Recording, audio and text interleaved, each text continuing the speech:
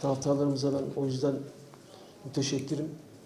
Ülkemizin geçtiği bu sıkıntılı dönemde bugün sağduyunun karşılığını vermişlerdir. Elbette ki takımı protesto ederler ya da beğenmezler. Onların en doğal hakkı.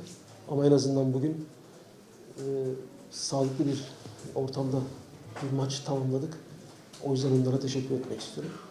Bir taraftan da Trabzonspor'un geleceği için organize etmek istediğimiz, yapmak istediğimiz ve doğru bir şekilde yapmak istediğimiz hamlelerin ne kadar güç ve zor şartlar altında ve doğru bir şekilde yapılması için gereken zamana ve sürece de her zaman ihtiyacımız var. Kolay değil. Çünkü çok meşakkatli ve problemli bir yolculuktan geliyoruz. Bugün belki 10 kişi olmayıp 11-11 tamamlasak hem oyunun şekli hem de maçın sonucu böyle olmayabilirdi. O yüzden mücadelesinden dolayı teşekkür ederim. Fenerbahçe'nin bundan sonraki maçlarında başarılar dilerim.